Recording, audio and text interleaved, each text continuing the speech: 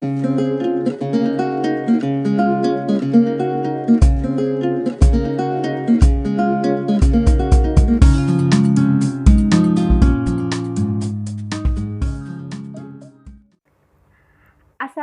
warahmatullahi wabarakatuh. Ketemu lagi di kelas Bu Lydia Aditama Putri.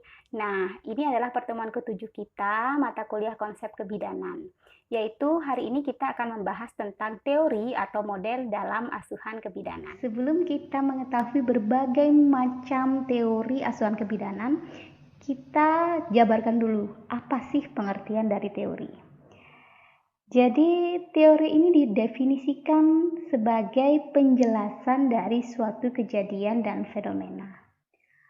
Kemudian, menurut Dickoff dan James pada tahun 1992, proses dari penjelasan suatu fenomena atau suatu kejadian ini memerlukan pemikiran yang dalam hal ini membutuhkan pengetahuan. Sedangkan pengertian tentang konsep teori menurut Simpson dan Weiner pada tahun 1989, mereka mendefinisikan teori sebagai suatu gambaran tentang objek dari suatu kejadian atau objek yang digunakan oleh peneliti untuk menggambarkan suatu fenomena sosial yang menarik perhatiannya. Itu adalah pengertian dari teori.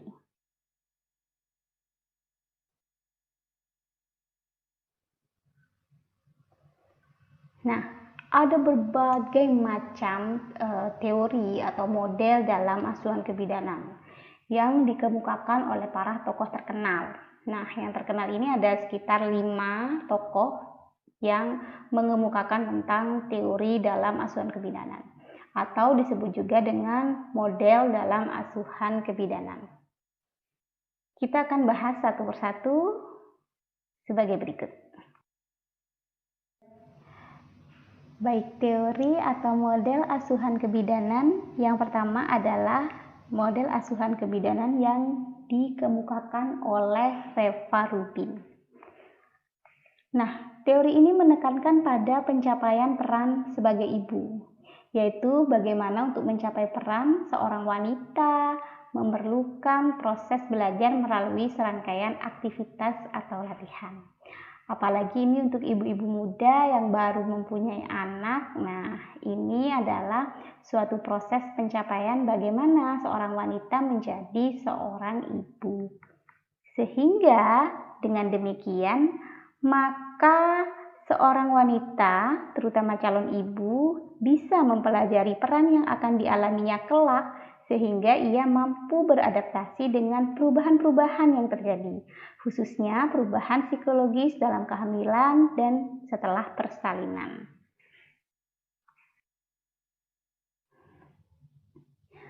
Tahap-tahap psikologis yang biasa dilalui oleh calon ibu dalam mencapai perannya menjadi seorang ibu dijabarkan oleh Reva Rubin menjadi 4 tahap.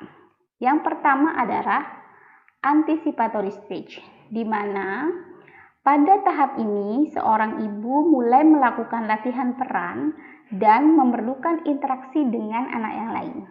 Jadi sebelumnya ibu sudah berlatih nih secara tidak langsung, misal dengan membantu merawat ponakan atau anak tetangga dan lain sebagainya, padahal dia juga anaknya belum lahir seperti itu, atau dia masih dalam tahap dewasa belum menikah, tapi dia sudah mulai memainkan peran menjadi seorang ibu dengan mulai membantu mengasuh anak lain.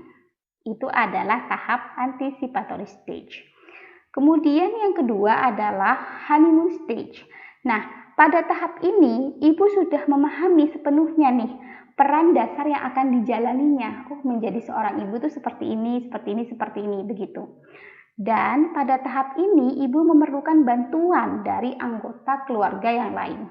Ketika ibu itu sudah paham bahwa ia seorang ibu harus menjalani perannya menjadi seorang ibu, maka bantuan dari anggota keluarga yang lain dengan memberikan pengetahuan, secara tidak langsung juga memberikan pelatihan bagaimana cara merawat bayi dan lain sebagainya, itu sangat diperlukan oleh ibu. Oke. Kemudian tahap ketiga adalah plateau stage. Nah, di sini ibu akan sudah mulai mencoba apakah ia mampu berperan sebagai seorang ibu. Pada tahap plateau stage ini, ibu memerlukan waktu beberapa minggu sampai ibu kemudian melanjutkan sendiri. Misal seperti ini, ibu yang baru melahirkan, biasanya dia tidak langsung merawat anaknya. Dia akan dibantu oleh keluarga. Karena yang pertama, kondisi ibu juga belum pulih. Kemudian yang kedua, terutama nih bagi ibu-ibu yang muda baru melahirkan, baru anaknya satu ini ya, dia masih belum paham dan mengerti betul atau kadang dia takut untuk melakukan perawatan pada bayinya sendiri yang baru lahir. Maka ini akan dilakukan oleh keluarga dan dia melihat. Nah, ketika saatnya dia merasa yakin bahwa dia mampu melakukannya sendiri, ini disebut dengan tahap plateau stage. Yang terakhir adalah tahap disengagement. Jadi ini pada tahap ini berarti tahap latihan perannya sudah berakhir.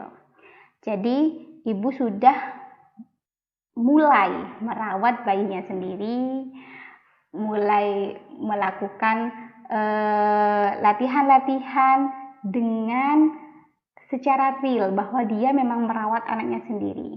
Tentu dari apa yang dilihat, dari apa yang didengar, baik tentang cara perawatan bayi, baik itu dari keluarga terutama, dari bidan sebagai tenaga kesehatan atau dari media-media lainnya. Ini adalah tahapan psikologis yang biasa dilalui oleh calon ibu.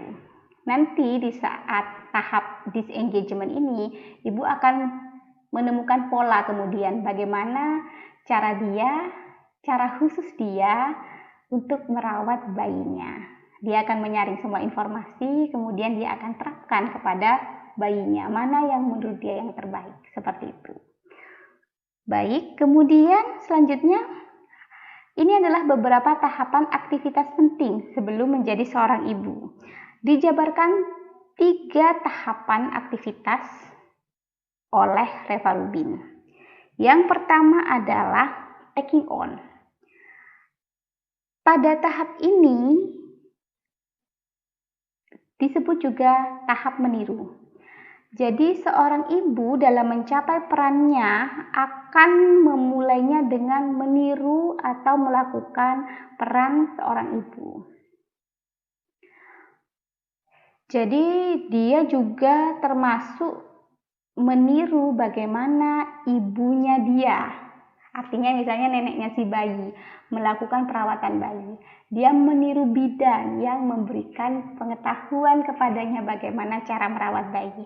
Oh, dia meniru dari misalnya media sosial seperti YouTube, Instagram, bagaimana misalnya cara memandikan, cara memberikan makanan kepada bayi, cara misalnya menyusui dan lain sebagainya. Itu dia pada saat tahapan taking on ini dia meniru. Sampai akhirnya di tahapan taking in. Ibu kemudian melakukan interjection, projection, dan rejection. Apakah tahap ini kemudian sesuai atau tidak dengan ibu? Atau tidak sesuai dengan ibu?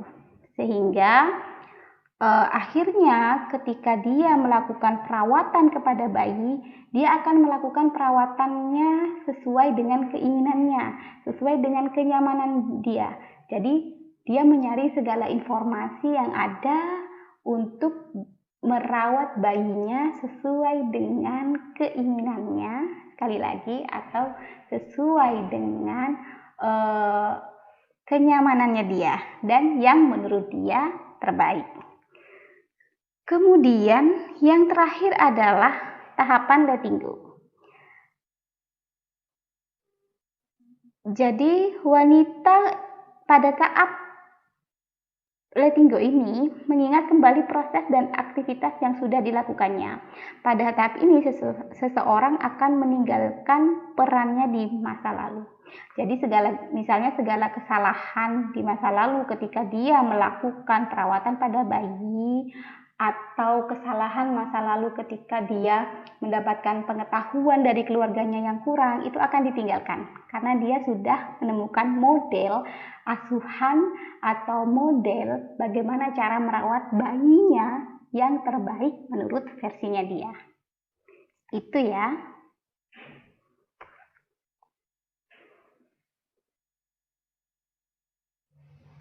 Baik, kita tinggalkan Reva Rubin. Sekarang kita akan mempelajari teori atau model asuhan kebidanan dari si cantik ini.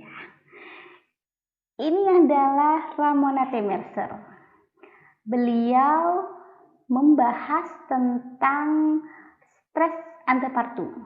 Jadi dalam teori Ramona T. Mercer ini lebih menekankan pada stres antepartum atau stres sebelum ibu itu melahirkan dalam pencapaiannya menjadi seorang ibu.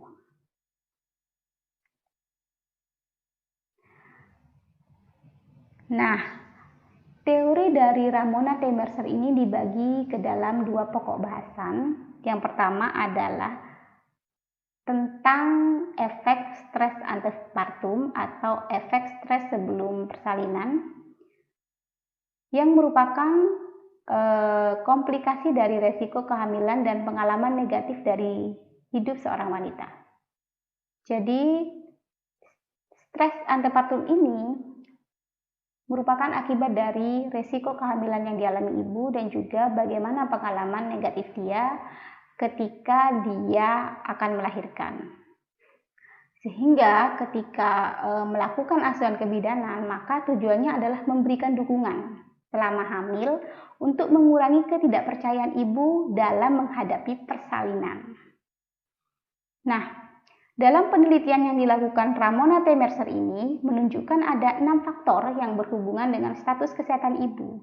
Yang pertama adalah hubungan interpersonal, kemudian peran keluarga, kemudian stres antepartum itu sendiri, kemudian dukungan sosial, rasa percaya diri ibu, dan penguasaan rasa takut, ragu, dan depresi.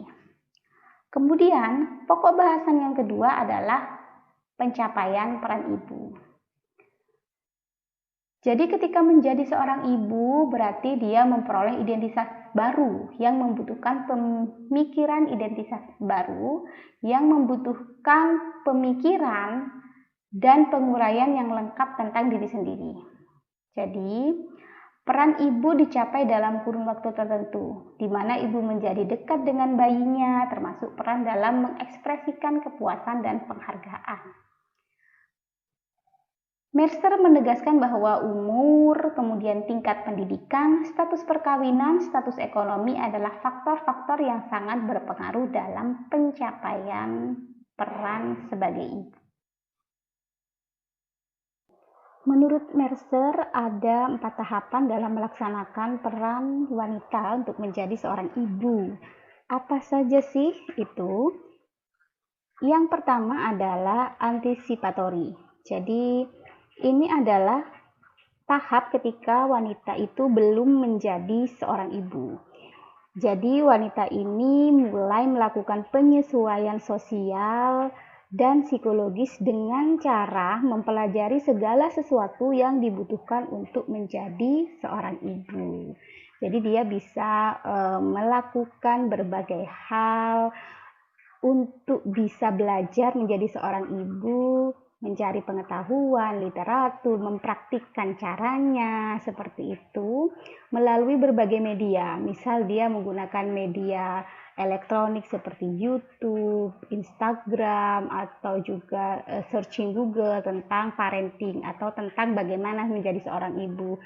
Atau yang paling sering dia biasanya bertanya pada keluarga terdekat, kepada bidan atau tenaga kesehatan lainnya, dan juga bisa bertanya pada teman-teman yang sudah berpengalaman menjadi seorang ibu.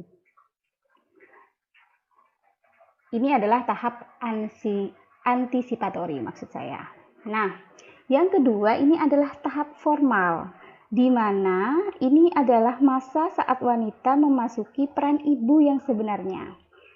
Jadi, dia sudah menjadi ibu nih, dan dia sedang belajar untuk menjadi seorang ibu. Artinya, bimbingan untuk menjadi seorang ibu itu sangat dibutuhkan sesuai dengan kondisi sistem sosial masyarakat.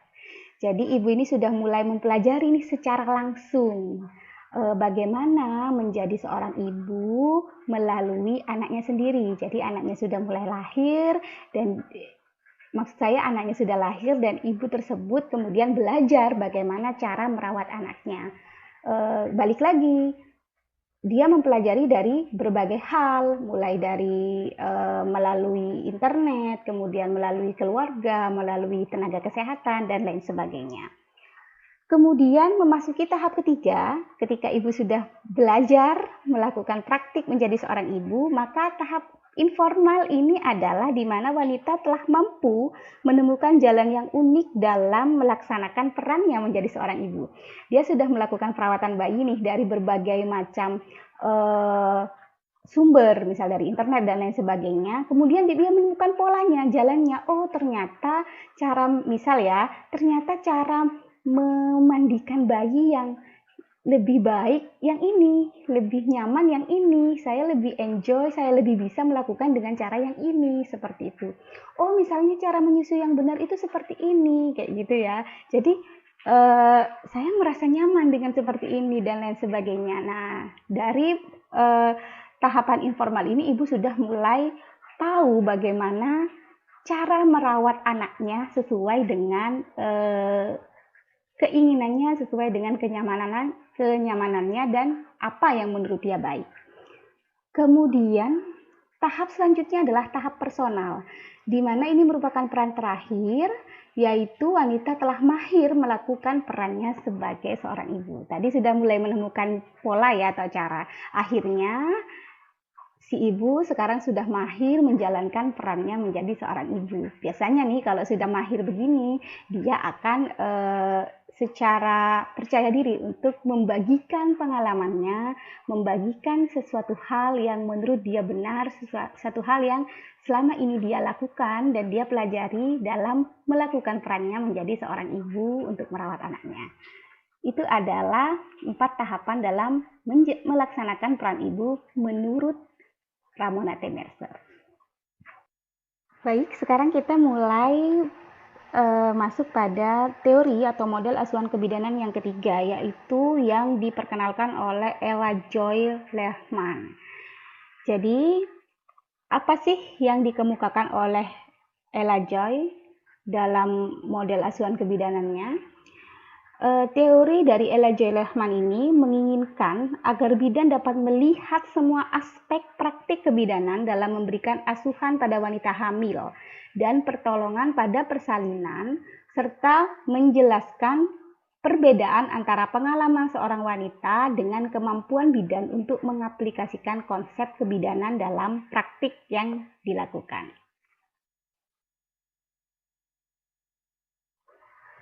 Jadi, menurut Ella Joy Lehman, ada 8 konsep penting dalam melakukan pelayanan antenatal atau pelayanan asuhan kehamilan pada ibu hamil. Yang pertama adalah memberikan asuhan kebidanan yang berkesinambungan. Artinya, ketika kita memberikan asuhan kebidanan, kita memperhatikan ibu mulai dari awal dia datang, misalnya pada saat hamil pertama kali, jadi ketika ketahuan positif, maka kita akan mengikuti perkembangan si ibu sampai dia melahirkan atau bahkan sampai anaknya berusia sekian tahun. Nah, jangan lupa ketika akan memberikan asuhan kebidanan secara berkesinambungan ini, kita menanyakan kembali kepada pasien keluhan yang sebelumnya itu sudah teratasi atau belum, kemudian apa keluhan saat ini. Itu artinya juga bidan memberikan asuhan kebidanan yang berkesinambungan. Kemudian yang kedua adalah keluarga sebagai pusat kebidanan. Jadi tidak melulu hanya seorang bidan itu memberikan asuhan kepada ibu saja, tapi juga kepada keluarganya, terutama keluarga terdekat seperti suami atau misalnya ibunya yang mungkin tinggal serumah. Karena apa? Karena keluarga ini sangat berperan penting bagi perkembangan kesehatan ibu, terutama kesehatan psikologis ya, karena kadang bidan itu sudah memberikan asuhan yang sesuai dengan teori kesehatan kepada ibu. Akan tetapi sayangnya, ketika sampai di rumah, si ibu ini akan berpaling dari si bidan karena dia mendapatkan pengetahuan lain dalam tanda kutip melalui si ibu. Ya, kalau misalnya pengetahuan atau ilmu yang diberikan si ibu tentang kehamilan dan persalinan misalnya, atau tentang bayi itu benar.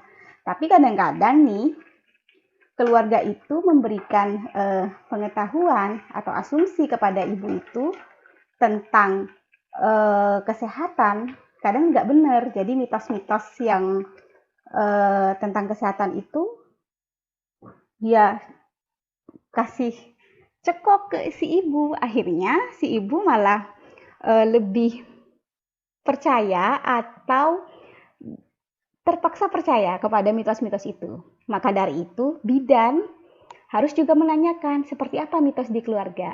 Nah, apakah si suami atau si ibu dari ibu hamil ini perlu juga sih diberikan pengetahuan oleh bidan. Itu juga harus diperhatikan.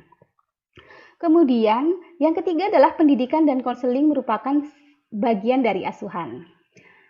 Jadi tidak melulu seorang bidan itu hanya memeriksa pasien, kemudian melakukan diagnosa, kemudian habis itu memberikan obat atau vitamin, setelah itu pulang. Tidak. Jadi pendidikan atau konseling itu juga penting dilakukan. Artinya ketika ibu sudah mendapatkan obat, ibu ditanyakan bagaimana keluhannya, kemudian kita bisa melakukan konseling atau memberikan pengetahuan pada ibu bagaimana cara mengatasinya, termasuk juga gangguan psikologis yang dialami ibu. Jadi menanyakan bagaimana perasaan ibu, apakah dia baik-baik saja atau apakah ada sesuatu yang mengganjal, seperti itu juga perlu dilakukan. Karena ini berkaitan dengan kesehatan psikologis ibu. Kalau misalnya kesehatan psikologis ibu selama hamil dan melahirkan atau merawat anak itu terganggu, maka terganggu pula kesehatannya secara fisik itu. Kemudian tidak ada intervensi dalam asuhan kebidanan. Jadi dalam memberikan asuhan kebidanan ini harus sesuai dengan standar operasional prosedur. Jadi kita tidak boleh melakukan intervensi-intervensi yang dapat merugikan pasien. Kemudian bidan juga harus terlibat dalam memberikan asuhan kebidanan. Jadi dia secara penuh memberikan asuhan kepada si ibu ini, ikut terlibat dalam berbagai masalah yang dialami oleh si ibu. Kemudian adanya advokasi dalam pelayanan kebidanan. Jadi si ibu itu juga termasuk mendapatkan pelayanan seperti perlindungan hukum dan lain-lain dari pelayanan kebidanan yang kita berikan. Dan yang terakhir adalah waktu. Jadi penting sekali bidan itu meluangkan waktu kepada pasien ketika pasien misalnya nih ingin melakukan konseling pada kita, ingin curhat permasalahan psikologis yang mungkin dialaminya atau ingin curhat masalah kesehatan yang mungkin dialaminya. Jangan-jangan nih kalau jangan sampai seperti ini. Jadi ketika kita punya pasien sebagai bidan, kita malah ya yang penting cepat kelar lah pasiennya gitu loh, cepat selesai pemeriksaannya. Tidak, jadi memang kita harus meluangkan waktu kepada pasien itu sampai dia merasa puas bahwa oh ya sudah, ini sudah selesai saya melakukan pemeriksaan, kemudian sudah selesai juga saya melakukan curhat kepada si bidan, saya sudah merasa puas dengan pelayanannya. Seperti itu, jangan kesusu untuk melakukan pelayanan kebidanan.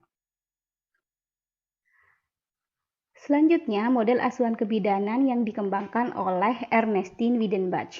Jadi Ernestine ini mengemukakan teorinya secara induktif berdasarkan pengalaman dan observasinya dalam praktek kebidanan. Menurut teori Ernestine ada 5 konsep model kebidanan, yaitu agent, recipient, goal, means, dan framework. Saya akan jelaskan satu. Baiklah, sekarang kita masuk pada teori atau model asuhan kebidanan yang terakhir, yaitu teori dari Jean Ball. Nah, teori Jean Ball ini sering disebut juga dengan teori kursi goyang, yaitu tentang keseimbangan dari emosional ibu. Nah, tujuan asuhan maternitas dalam teori Jean Ball ini yaitu agar ibu mampu melaksanakan tugasnya dengan baik, baik secara fisik maupun psikologis. Nah, ini adalah gambar dari teori kursi goyang yang dikemukakan oleh Jean Ball. Mohon maaf karena saya memang dapatnya gambar yang ini udah yang paling bagus, paling terang gitu ya. Nah, seperti yang sudah saya jelaskan di awal bahwa kesejahteraan seorang wanita setelah melahirkan itu sangat bergantung pada personality atau kepribadian wanita itu sendiri. Kemudian juga dari support sistem dukungan pribadi dan support yang diberikan oleh pelayanan maternitas. Maka dari itu, Jean Ball mengemukakan teori kursi goyang atau disebut juga deck chair yang terdiri dari 3 elemen, yaitu yang di bawah ini pelayanan maternitas. Kemudian yang kedua adalah pandangan masyarakat terhadap keluarga. Ini pandangan masyarakat terhadap keluarga. Kemudian sisi penyangga atau support terhadap kepribadian keluarga. Itu adalah teori kursi goyang dari Jean Ball. Jadi seperti ini, ketiga elemen tersebut dapat dijelaskan sebagai berikut ya. Yang pertama adalah dasar kursi. Ini adalah dasar kursi yaitu layanan kebidanan, yaitu pelayanan kebidanan yang berpijak pada pandangan masyarakat tentang keluarga. Kemudian topang kiri kanan itu adalah kepribadian wanita, kemudian pengalaman hidup wanita, dan lain-lain. Dan yang terakhir adalah topangan tengah, yaitu yang menyangga kursi dari bagian belakang kanan kiri, yaitu adalah keluarga dan support system dari keluarga maupun teman sebaya si ibu. Ini adalah faktor-faktor atau teori kursi goyang yang mengemukakan tentang kesejahteraan maternal atau kesejahteraan ibu. Demikian yang dapat saya sampaikan mengenai teori atau model asuhan kebidanan dari 5 tokoh. Mulai dari Reva Rubin sampai dengan Jean Ball itu tadi.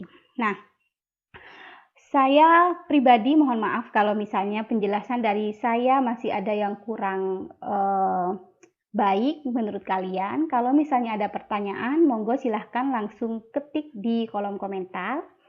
Nanti untuk PPT-nya bisa kalian download melalui link deskripsi pada bawah video ini ya, di bagian deskripsi box video ini. Demikian, semoga bermanfaat apa yang saya sampaikan pada hari ini. Sekali lagi kurang lebihnya saya mohon maaf. Sampai jumpa, tetap sehat selalu. Wassalamualaikum warahmatullahi wabarakatuh.